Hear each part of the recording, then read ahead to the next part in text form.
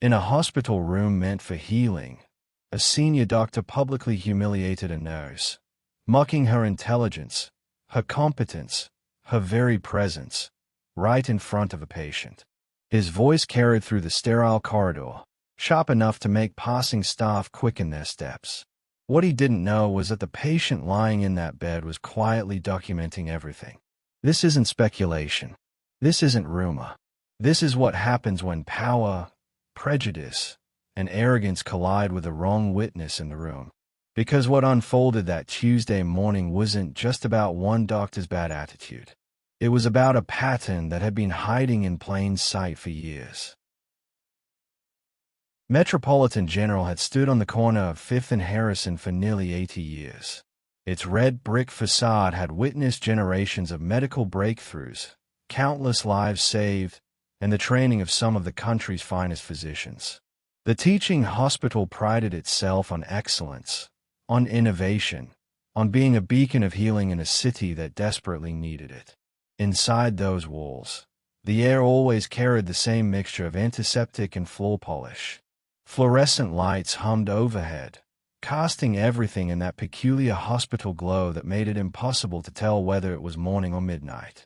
Doctors moved through corridors with purposeful strides, white coats billowing behind them like capes.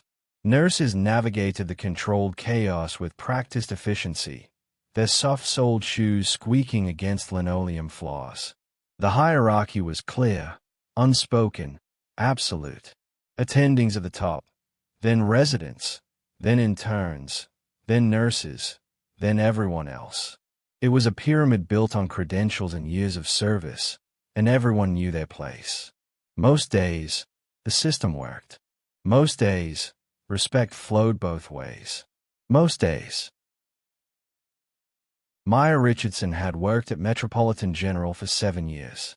She'd chosen nursing after watching her grandmother battle cancer, after seeing how much difference a compassionate, competent nurse could make in someone's darkest hours. She graduated top of her class, earned her BSN, and built a reputation as the nurse you wanted when things got complicated. Her colleagues respected her. Patients requested her. She had a gift for staying calm when alarms started blaring, for finding veins that others couldn't, for explaining complex medical information in ways that eased fear instead of amplifying it. Her performance reviews were spotless. She'd never been written up, never had a complaint filed against her, never given anyone reason to question her professionalism. Maya had also learned, over those 7 years, when to speak and when to stay silent. She'd learned which doctors welcomed input from nurses and which ones saw it as insubordination. She'd learned to navigate the unspoken rules, to advocate for her patients without threatening egos, to be excellent at her job while making it look effortless. But excellence, she'd discovered, wasn't always enough. Sometimes it didn't matter how good you were at your job. Sometimes other factors came into play. Factors that had nothing to do with competence and everything to do with things you couldn't control. Dr. Marcus Hartwell had been an attending physician at Metropolitan General for 15 years. Cardiology was his domain, and he ruled it with an iron fist wrapped in expensive Italian leather. His credentials were impeccable: Harvard Medical School, residency at Johns Hopkins, fellowship at Mayo Clinic. The walls of his office displayed enough awards and certifications to impress even the most skeptical patient. He was brilliant. Everyone agreed on that. His diagnostic instincts were sharp, his surgical skills precise. He'd published papers, spoken at conferences, trained dozens of residents. The hospital administration valued him highly. His departure would leave a significant gap in their cardiology department. But brilliance, Maya had learned, sometimes came with a price. Dr. Hartwell was feared more than respected. Residents dreaded their rotations under him. Nurses traded shifts to avoid working his cases. His temper was legendary enough that people had stopped reporting it, because nothing ever seemed to change. There were rumors, of course. Whispered conversations that died the moment he entered a room. Complaints that had been filed and quietly buried. Nurses who'd requested transfers without explaining why. But rumors were just rumors, and Metropolitan General had invested too much in Dr. Marcus Hartwell to let something as intangible as staff morale threaten that investment. Tuesday morning arrived like any other. Maya clocked in at 6:45, 15 minutes before her shift officially started. She liked the quiet of those early minutes, the way the hospital felt before the day's chaos truly began. She reviewed her patient assignments in the break room, sipping coffee from a travel mug her daughter had decorated with crayon hearts. Room 412 caught her attention. New admission, transferred from the ER overnight. Chest pain, pending cardiology consult. Dr. Hartwell was listed as the attending. Maya felt that familiar tightening in her stomach, the one she'd learned to ignore. She pushed the feeling aside and headed to 412 to introduce herself. The patient was awake, sitting upright in bed, eyes alert despite the early hour. Professional attire hung in the small closet, suggesting someone who'd come straight from work or meeting. The patient offered a polite nod as Maya entered. "Good morning. I'm Maya. I'll be your nurse today. How are you feeling?" "Better than last night," the patient replied, voice calm and measured. "The pain has lessened considerably." Maya performed her assessment, checking vitals, reviewing the overnight notes, explaining what to expect from the day ahead. The patient listened carefully, asked thoughtful questions, seemed unusually attentive to details that most people glossed over. Maya found herself relaxing slightly, the way she always did with patients who engaged actively in their own care. "Dr. Hartwell will be by sometime this morning," Maya explained, updating the medication chart. "He's one of our top cardiologists." Something flickered across the patient's face. Not fear, not concern. Something else. Recognition, perhaps.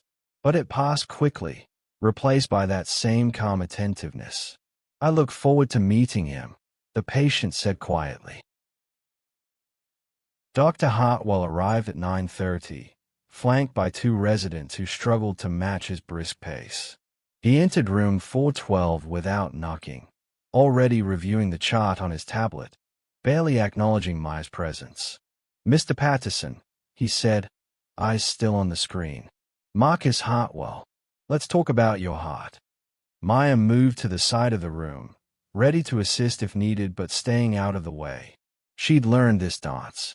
Dr. Hartwell preferred nurses to be invisible until he specifically required something. The examination proceeded normally at first. Dr. Hartwell asked questions, listened to answers, performed his assessment with practiced efficiency. But then he requested medication information, and Maya stepped forward with the chart. The patient received 20 milligrams of lisinopril at 6 this morning. She began. "I can read." Dr. Hartwell cut her off, not looking up. "I don't need you to narrate the obvious." Maya stepped back, cheeks warming. The residents stayed at their shoes. Mr. Patterson's eyes moved from the doctor to the nurse and back again. It wasn't the first time Dr. Hartwell had been curt with her. It wouldn't be the last. Maya told herself to let it go, to maintain her professionalism, to remember that his behavior reflected on him, not her. But something about doing this in front of a patient felt different, felt deliberate. Dr. Hartwell continued his examination, and Maya thought perhaps that would be the end of it. She was wrong. "The EKG shows some irregularities," Dr. Hartwell announced to his residents, as if Maya and Mr. Patterson weren't even in the room. "We'll need to run additional tests. Schedule an echocardiogram and a stress test." Actually, Maya interjected carefully, "if you check the notes from radiology, they recommended against a stress test until." "Did I ask for your medical opinion?" Dr. Hartwell's voice dropped to a dangerous quiet. The residents froze. "Are you a cardiologist now? Did you go to medical school when I wasn't looking?" "No, sir. I was just." "You were just what? Trying to do my job for me? Trying to practice medicine without a license?" His voice was rising now, filling the small room. "This is exactly the problem with nurses who don't know their place. You think watching a few procedures makes you qualified to question a physician's judgment. Maya's throat tightened. Every instinct screamed at her to defend herself, to point out that she was simply relaying information from another department, that good patient care required communication between all members of the healthcare team. But she'd seen what happened to nurses who talked back to Dr. Hartwell. She'd watched careers stall, shifts get reassigned, professional reputations quietly destroyed. "I apologize," she managed, hating how small her voice sounded. "I was only trying to." To what? Undermine me in front of my patient. Make me look incompetent. Dr. Hartwell stepped closer, his presence deliberately intimidating. "Let me make something very clear. In this hospital, doctors make the medical decisions. Nurses follow orders. If you can't grasp that simple hierarchy, perhaps you should consider a career that's more suited to your capabilities." The pause before capabilities carried volumes. Maya felt it like a slap. The room had gone silent except for the steady beep of monitors. One of the residents looked like he might be sick. The other stayed at the wall with studied intensity. And Mr. Patterson, lying in that bed, watched everything with those calm, alert eyes. Maya stood there, hands clenched at her sides, every muscle rigid with the effort of maintaining her composure. 7 years of nursing. 7 years of saving lives, comforting the dying, catching doctors' mistakes before they became tragedies. 7 years, and it all came down to this: standing in a hospital room while a man with more degrees and less humanity tried to make her feel small. She wanted to scream.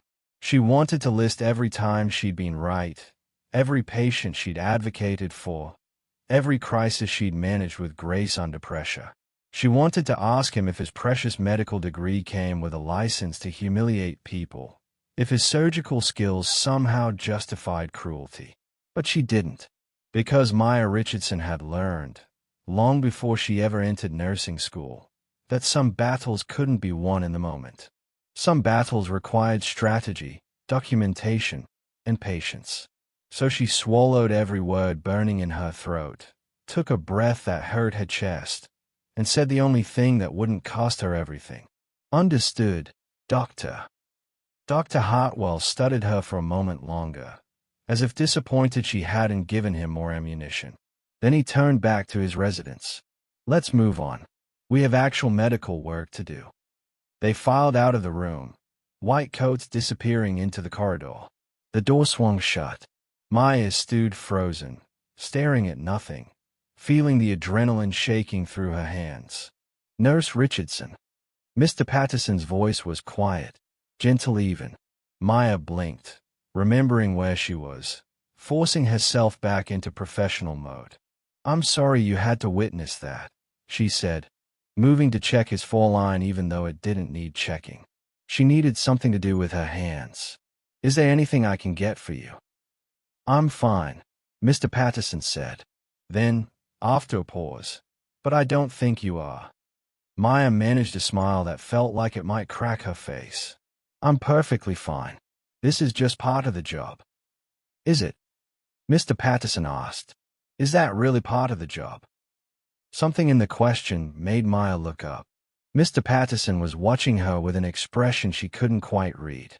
Not pity. Exactly. Something else. Something that made her suddenly, inexplicably nervous. "I should check on my other patients," Maya said, moving toward the door. "Nurse Richardson," Mr. Patterson called after her. "For what it's worth, I thought your observation about the radiology notes was both relevant and professional." Maya nodded, not trusting her voice, and escaped into the hallway. The rest of Maya's shift passed in a blur of vital signs and medication rounds, of call buttons and chart updates, of all the mundane tasks that kept the hospital running. But her mind kept circling back to room 412, to Dr. Hartwell's words, to the way they'd made her feel. She'd dealt with difficult doctors before. She'd handled condescension, dismissiveness, even outright rudeness. But this felt different. This felt personal in a way that previous encounters hadn't. The way he'd paused before capabilities, the way he'd questioned whether she was suited for nursing. There was something in his tone that went beyond professional criticism. During her lunch break, Maya sat in her car in the parking garage, debating. She pulled out her phone 3 times, opening the HR portal, reading the instructions for filing a formal complaint. 3 times. She closed it without submitting anything. What would she even say? That a doctor had been rude to her? That he'd questioned her competence? They'd ask if he'd used racial slurs, if he'd physically threatened her, if there were witnesses willing to corroborate. The residents would never speak up. Their careers depended on Dr. Hartwell's recommendations. Mr. Patterson was a patient, a temporary presence who'd be discharged and gone within days. And even if she filed a complaint, even if they investigated, what then? Dr. Hartwell was valuable to the hospital. She was replaceable. That was the cold math of institutional power. Maya put her phone away and ate her sandwich without tasting it. What Maya didn't know, what she couldn't know, was that she wasn't the first. Dr. Marcus Hartwell had been humiliating nurses for years. It had started small, as these things often do. A sharp comment here, an eye roll there. Small enough to dismiss, easy enough to rationalize. He was under stress. He had high standards. He was brilliant but difficult, and brilliant, difficult men had always been tolerated in medicine. But over time, the incidents had escalated. A nurse questioned about her education in front of medical students. Another nurse blamed for a pharmacy error she tried to prevent. A third nurse reduced to tears during a code blue, then written up for emotional instability under pressure. Some had filed complaints. Those complaints sat in HR files, stamped investigated and resolved, which usually meant the nurse had been counseled about communication skills or reassigned to a different department. The complaints never quite made it into Dr. Hartwell's personnel file. The hospital couldn't afford to lose someone with his reputation, his publication record, his ability to bring in research grants. The nurses who'd complained learned not to make waves. Some left Metropolitan General entirely, taking their concerns with them. Others stayed but stayed silent, warning new nurses in whispered conversations during shift changes. Be careful around Hartwell. Don't question him. Don't give him ammunition. Just do your job and stay invisible. It was a system that protected power and punished vulnerability. It was a system that worked perfectly until someone who couldn't be silenced was watching. In room 412, Mr. Patterson lay propped against pillows, a tablet resting on the bedside table. To anyone glancing in, it would look like someone passing time, perhaps reading or checking emails. No one would notice the small recording icon in the corner of the screen, or realize that the email being composed was actually a detailed, time-stamped account of everything that had transpired that morning. Mr. Patterson had been in enough hospitals, sat through enough meetings, witnessed enough institutional dynamics to recognize what had happened. This wasn't a stressed doctor having a bad day. This was something more deliberate, more patent.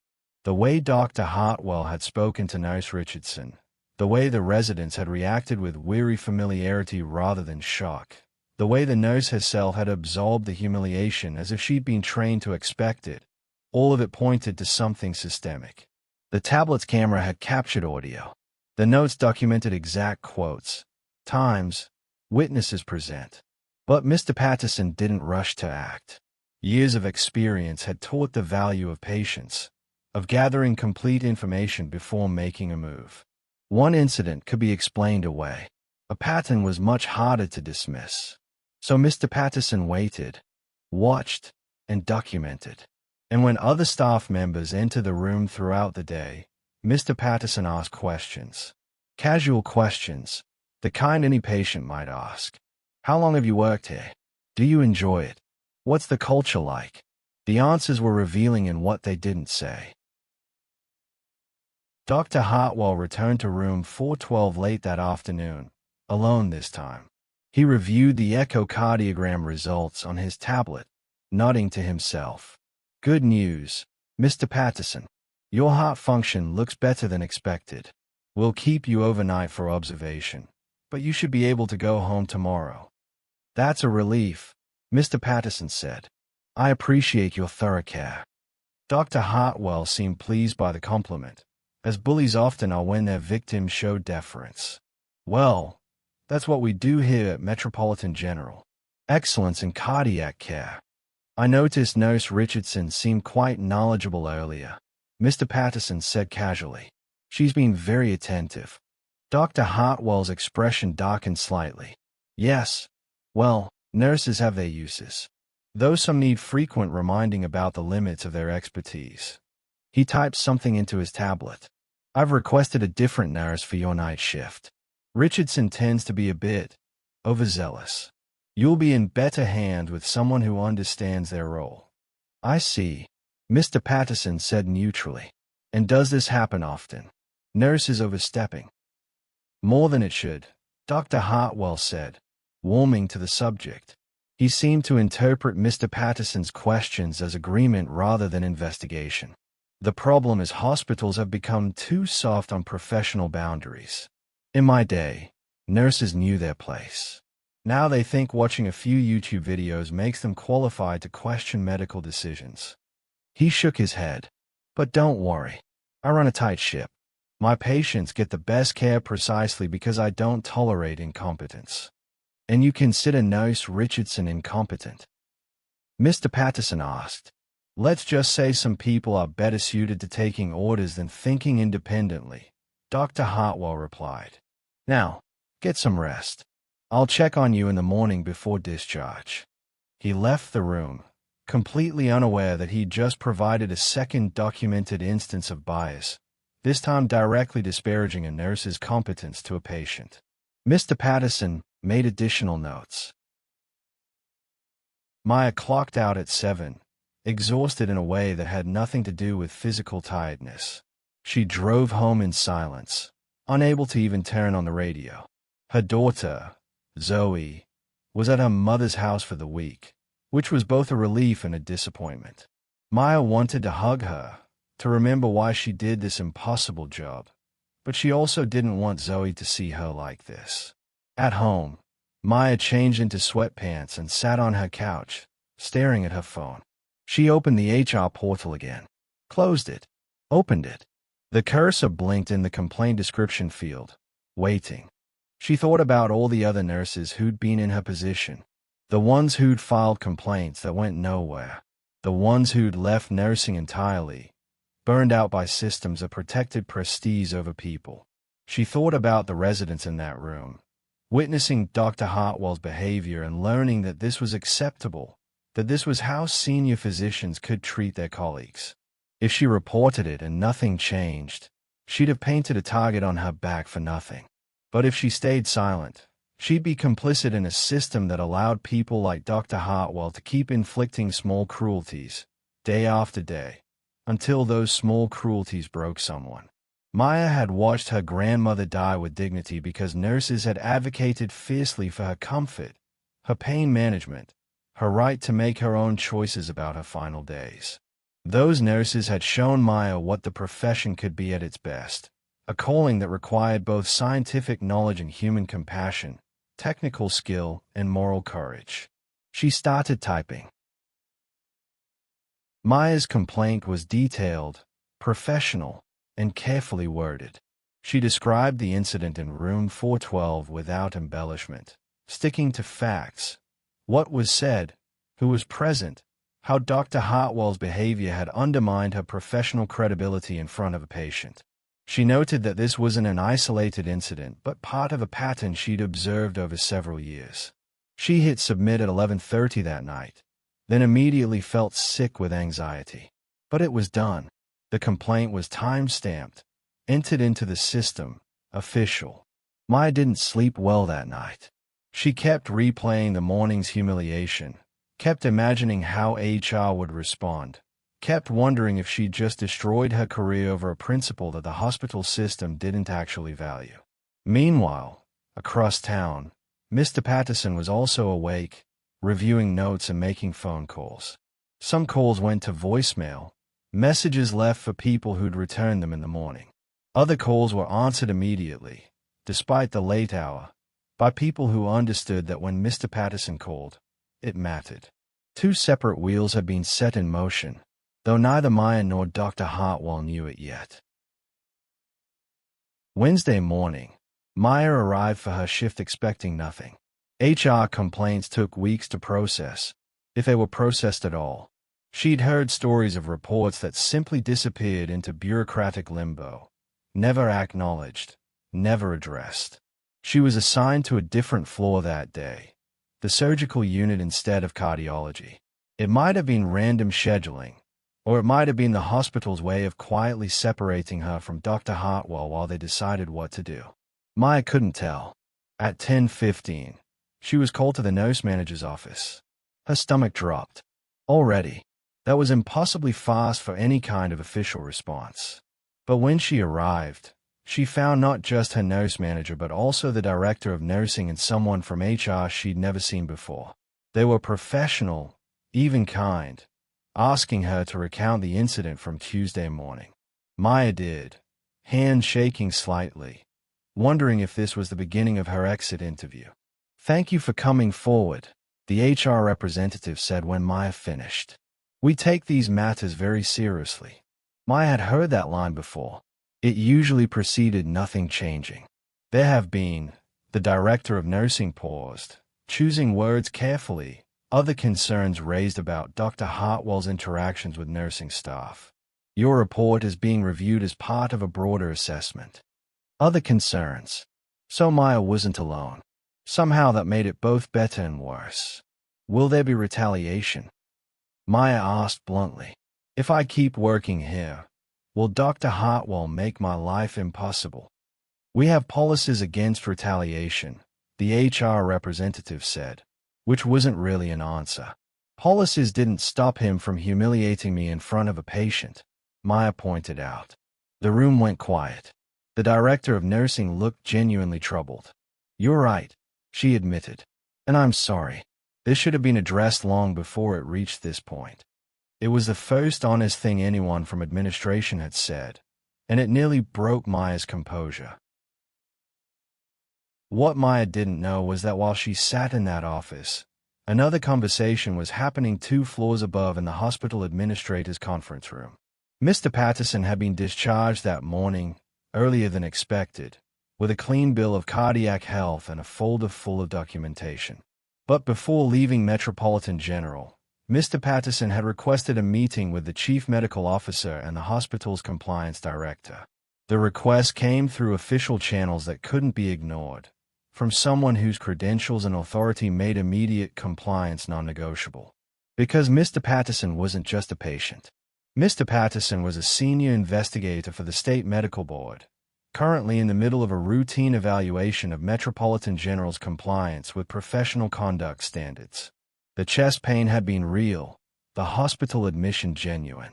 But Mr. Patterson's presence at Metropolitan General wasn't coincidental. The State Medical Board had received 3 separate complaints about Dr. Hartwell over the past 18 months. All 3 had come from nurses who'd left Metropolitan General and, free from fear of retaliation, had decided to formally report their experiences. The board had been quietly looking into Dr. Hartwell's conduct when fate had placed their investigator directly in a hospital room to witness the behavior firsthand. In the conference room, Mr. Patterson laid out the evidence methodically. Audio recordings, written documentation, time-stamped accounts, the incident from Tuesday morning, plus the follow-up conversation where Dr. Hartwell had explicitly disparaged Nurse Richardson's competence to a patient. This represents a pattern of unprofessional conduct that creates a hostile work environment and potentially compromises patient care, Mr. Patterson explained, voice calm and measured. When senior physicians undermine nursing staff, particularly in front of patients, it erodes trust in the entire healthcare team. It also silences valuable input that could prevent medical errors. The chief medical officer looked pale. The compliance director was already taking notes, no doubt calculating the liability exposure. "We'll need to review Dr. Hartwell's personnel file," Mr. Patterson continued. all complaints filed against him, all disciplinary actions taken or not taken, all documentation of similar incidents. We'll also need to interview other staff members who've worked with him. Of course, the CMO said. We'll cooperate fully with your investigation. Mr. Patterson nodded. I should mention that a formal complaint was filed by nurse Maya Richardson last night. I trust the complaint will be taken seriously and that Ms. Richardson will be protected from any retaliation. It wasn't a question. It was a statement of expectation from someone with the authority to shut down entire departments if they found systemic failures in professional oversight. Dr. Hartwell learned about the investigation on Wednesday afternoon when he was called to the CMO's office. He arrived irritated at the interruption to his schedule, expecting some routine administrative matter.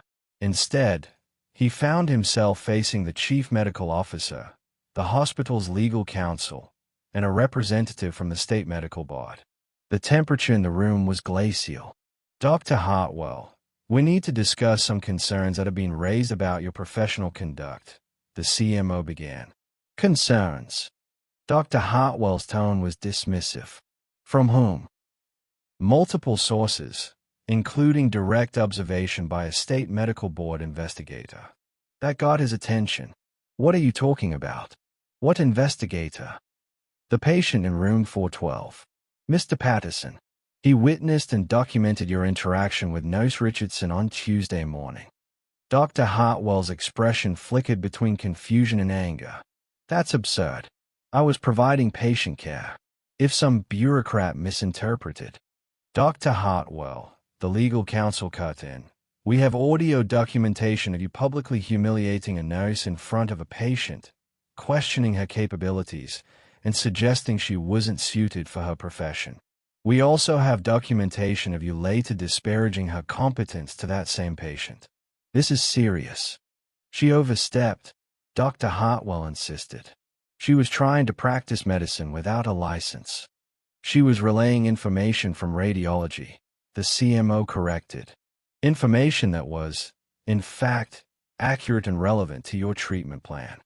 Since when do we second-guess senior physicians based on a nurse's opinion? Since those physicians create hostile work environments that expose this hospital to legal liability and regulatory sanctions, the legal counsel said flatly. The room fell silent. Dr. Hartwell's confident facade was beginning to crack. This is political correctness run amok, he said, but his voice had lost its certainty. I've given 15 years to this hospital. I've saved countless lives. My research has brought prestige and funding to this institution, and you're going to condemn me because I had high standards for nursing staff.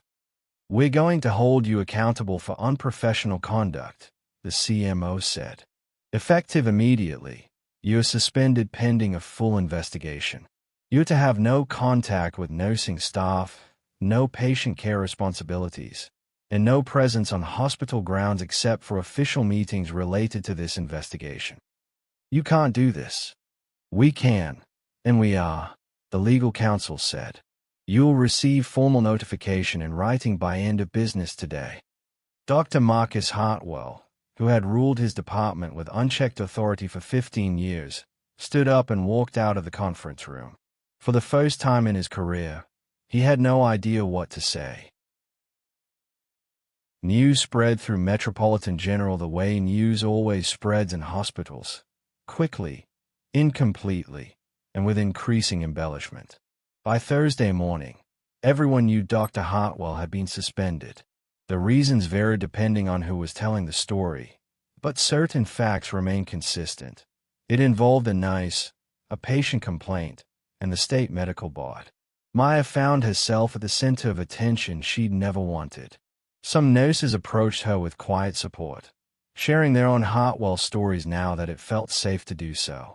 Others kept their distance, worried about being associated with anything controversial. A few seemed to resent her for rocking the boat. You're either brave or stupid, one of the older nurses told her during a shift break. Probably both. I just reported what happened, Maya said. That's the brave part. The stupid part is thinking it'll actually change anything. But things were changing, whether people believed it or not. The state medical board's investigation expanded beyond Dr. Hartwell to examine Metropolitan General's entire complaint handling system. How many reports had been filed against physicians and quietly dismissed? How many nurses had raised concerns that were never properly investigated? What kind of culture allowed senior staff to abuse junior staff without consequences? The hospital administration, faced with the possibility of sanctions that could affect their accreditation and federal funding, suddenly became very interested in professional conduct standards. Mandatory training sessions were scheduled. The complaint process was revised. A new position was created, Director of Professional Accountability. It was the kind of rapid institutional change that only happened when powerful external forces demanded it. The state medical board's investigator, a different one this time, to avoid conflicts of interest, interviewed 17 current and former Metropolitan General employees. The stories that emerged painted a troubling picture. A nurse who'd been accused of medication errors she hadn't made, blamed to cover for a pharmacy system failure that Dr. Hartwell didn't want to acknowledge. A resident who'd been berated so severely during a surgery that he needed therapy afterwards to manage anxiety attacks. A physician assistant who'd quit medicine entirely after Dr. Hartwell publicly questioned her competence based on where she'd gone to school. Each story alone might have been dismissed. Difficult personalities existed in every profession. Stress and high stakes could make people short-tempered. But the pattern was unmistakable. Dr. Hartwell didn't just have high standards. He weaponized his position to humiliate people he perceived as beneath him in the medical hierarchy. And the pattern had an additional dimension that became impossible to ignore once all the testimonies were compiled. The harshest treatment, the most public humiliations, the most career-damaging accusations consistently targeted women and people of color. White male residents might get yelled at during surgeries, but they didn't get their fundamental competence questioned. They didn't get told they weren't suited for medicine. They didn't get subjected to the kind of sustained, demeaning treatment that made people leave the profession entirely. The investigator's report used careful, professional language. But the conclusion was clear.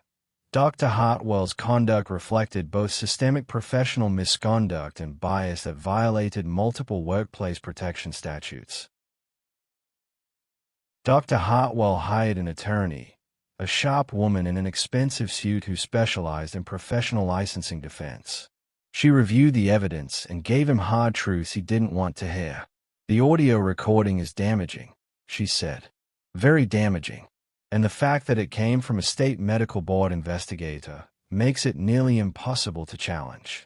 "It was taken out of context," Dr. Hartwell insisted. "I was ensuring patient safety. Nurses need clear boundaries." "Dr. Hartwell, you told a nurse she wasn't suited for her profession in front of a patient. You questioned her capabilities based on what? Exactly. What specific error had she made?" Silence. "She was relaying accurate information from another department," his attorney continued. "Information that was clinically relevant. Your response wasn't about patient safety. It was about asserting dominance. That's not. And then you compounded it by disparaging her to the patient afterwards. You actively undermined a qualified healthcare professional's credibility for no medical reason." She leaned forward.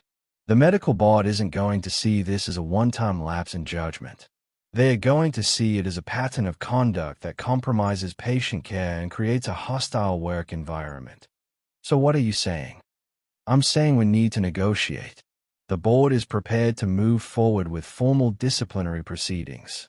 They have multiple witnesses, documented incidents, a clear pattern. You could lose your license entirely." The words hung in the air. Lose his license. 15 years at Metropolitan General, 25 years in medicine, all his prestige and power gone. "What kind of negotiation?" he asked quietly. "Mandatory professional conduct training. Supervised practice for a period. Formal apology to affected parties. Probably some kind of suspension or probation on your license. And you'd need to agree to ongoing monitoring." It was humiliating. It was a public admission of wrongdoing. It was everything Dr. Hartwell had spent his career avoiding.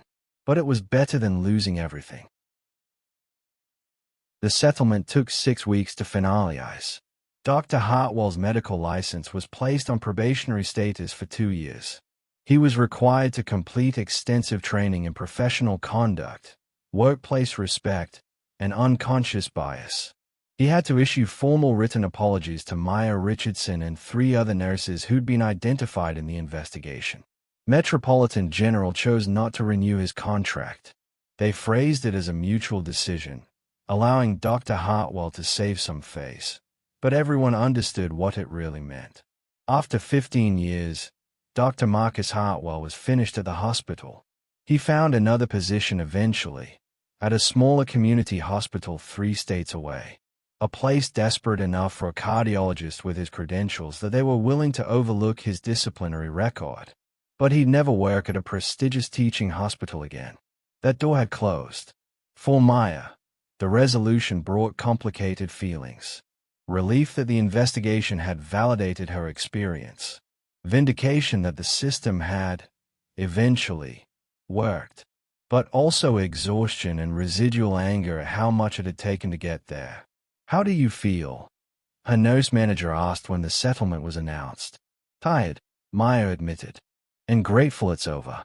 But also angry that it took someone from the state medical board witnessing it for anyone to take it seriously. How many times did nurses report him before that? How many complaints got filed and ignored?" "Too many," the nurse manager said. "And I'm sorry for that. The system failed you and a lot of other people." The apology felt genuine, but it didn't erase the damage. It didn't give back the years those other nurses had lost, the careers they'd abandoned, the trauma they'd carried. Metropolitan General underwent what the administration called a culture transformation initiative. Cynics called it damage control. Probably both were true. A new reporting system was implemented, one that allowed anonymous complaints and required documented responses within specific time frames. Mandatory training on professional conduct was instituted for all staff, not just those with disciplinary issues. The hospital hired an ombudsman whose sole job was to address workplace conflicts and ensure complaints were handled appropriately. Were these changes perfect? No. Did they solve all the problems of hierarchy and power imbalance in a teaching hospital? Of course not. But they were better than what had existed before. They created at least some accountability where none had existed. And importantly, they sent a message. Excellence in medicine didn't excuse cruelty. Credentials didn't grant the right to humiliate. The hierarchy that had protected people like Dr. Hartwell was being challenged, imperfectly but deliberately. Maya watched these changes with cautious optimism. She'd learned not to expect miracles, but she could recognize progress when she saw it. 3 months after the incident, Maya received an email through the hospital system. It was from Mr. Patterson, or rather, from Investigator James Patterson of the State Medical Board. "Dear Nurse Richardson," it began. "I wanted to reach out now that the investigation has concluded and settlements have been finalized. I've been thinking about whether to send this message, as my role typically requires maintaining professional distance. But I felt you deserve to know the impact of your courage. When I witnessed Dr. Hartwell's conduct in room 412, I was disturbed but not entirely surprised. The board had been receiving complaints about him, which is why I was at Metropolitan General in the first place. But seeing his behavior firsthand, and more importantly, seeing your professionalism in the face of that humiliation, crystallized something for me. You could have fought back in that moment. You could have defended yourself, escalated the conflict, made a scene. Instead, you maintained your dignity and your professional standards. That took more strength than most people realize. And then, when you filed that formal complaint, you took an enormous professional risk to stand up for what was right. Your complaint wasn't just about one incident. It became the catalyst for systemic change. Because of your willingness to come forward, we were able to build a case that addressed years of misconduct. Because of your courage, other voices felt safe enough to speak. Because of you, The culture at Metropolitan General is changing. I know this wasn't easy. I know you probably questioned whether reporting it was worth the stress and uncertainty. I want you to know it was. What you did mattered, not just for you but for every nurse who will work at that hospital in the future. Justice doesn't always arrive loudly. Sometimes it sits quietly in a room, watching and documenting. But when it finally acts, it's because people like you are brave enough to stand up. With deep respect, James Patterson. Maya read the email 3 times. She felt tears building but didn't let them fall. Not yet. She was at work, and there were patients who needed her. But she saved the email. On hard days, when the systems felt overwhelming and the progress felt too slow, she'd read it again and remember why she'd chosen nursing in the first place. The incident became a case study, discussed in nursing schools and medical ethics courses. Not with names attached, but the essential story. What happens when power goes unchecked, when institutions prioritize prestige over people, when those who witness misconduct choose documentation over silence. Students learned about the importance of speaking up, but also about the risks. They learned about institutional barriers to reporting, about the courage it takes to challenge hierarchy, about the need for external accountability when internal systems fail. Some future doctors heard the story and vowed never to become like Dr. Hartwell. Others probably missed the point entirely, convinced that such behavior was necessary for maintaining standards. The cycle wouldn't be broken in one generation, but awareness was the first step. Maya occasionally spoke at these educational sessions, sharing her experience with carefully chosen words. She always emphasized that reporting misconduct shouldn't require extraordinary courage. In a functional system, it should be safe and supported. The fact that it often wasn't revealed how much work remained to be done. What would you tell someone facing a similar situation? A nursing student asked during one such session. Maya thought carefully before answering.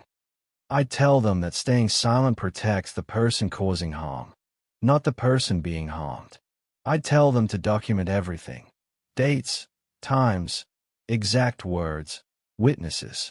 I'd tell them that systems can change, but only when people push for that change.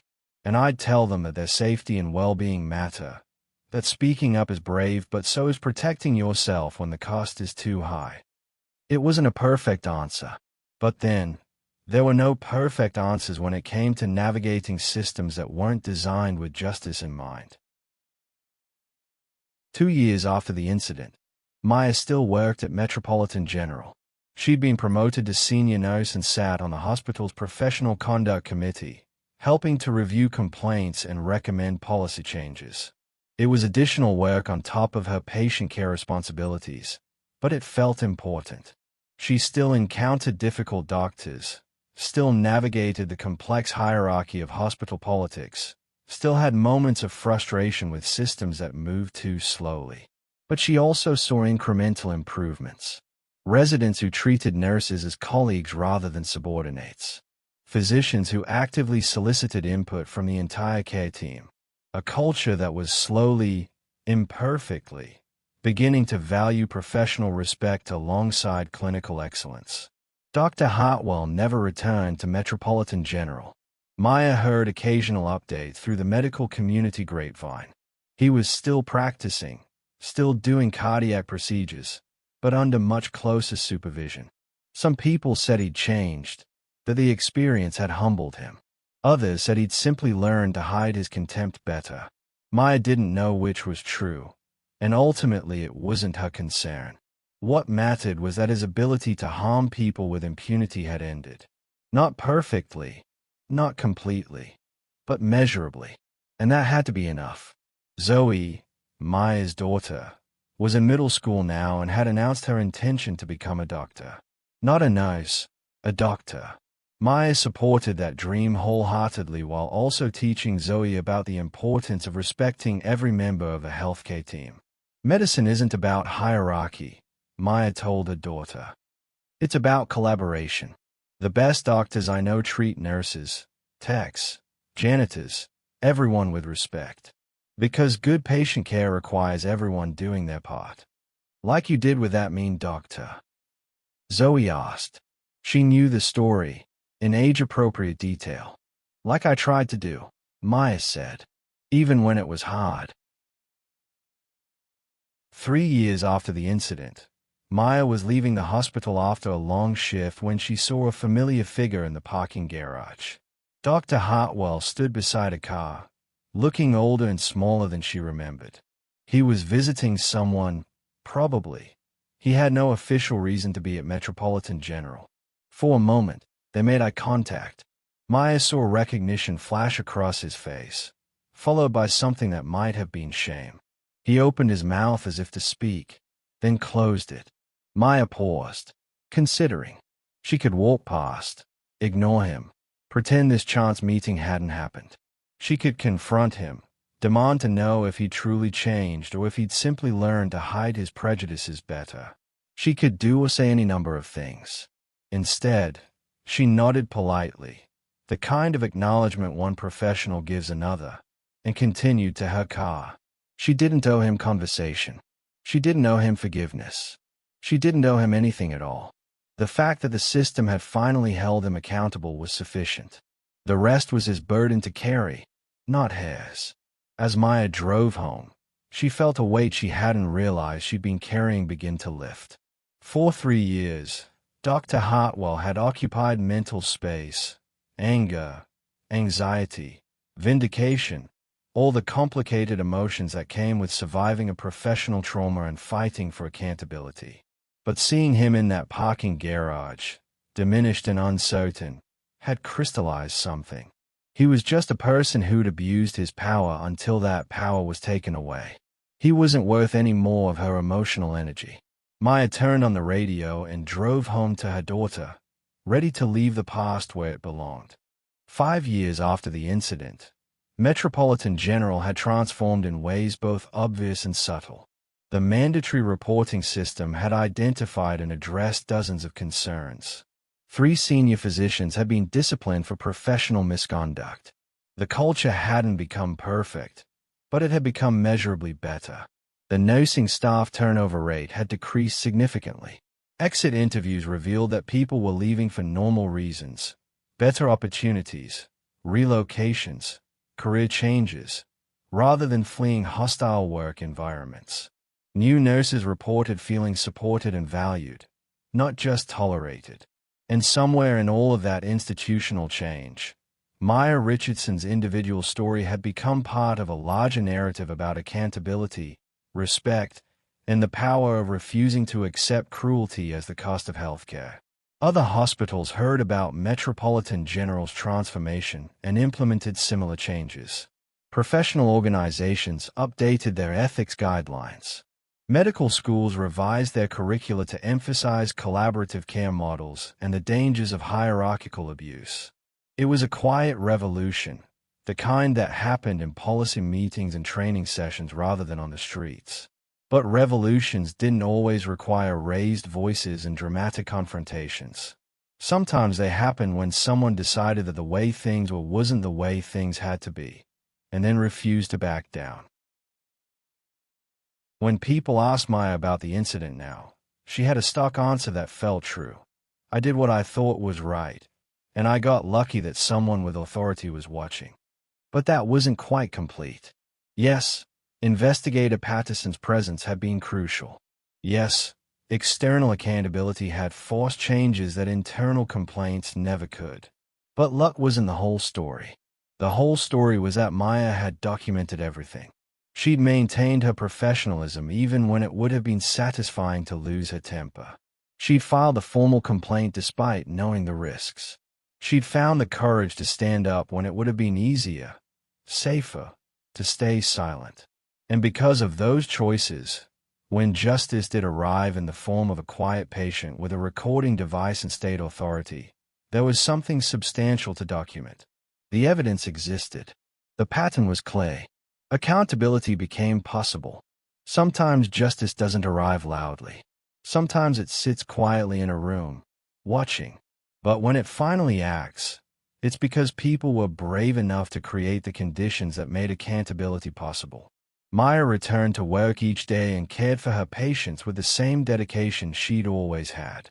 She advocated for them, collaborated with her colleagues, and maintained the professional standards that had defined her career. She taught new nurses to speak up, document concerns, and never accept humiliation as part of the job. And on the wall of her locker, she kept a small card with Investigator Patterson's words. What you did mattered, not just for you but for every nurse who will work at that hospital in the future.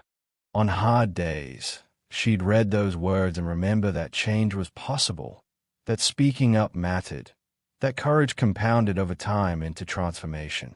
The hospital room where it all began had seen thousands of other patients since that Tuesday morning. None of them knew its significance. It was just another room in a large hospital, unremarkable and forgettable. But Maya knew.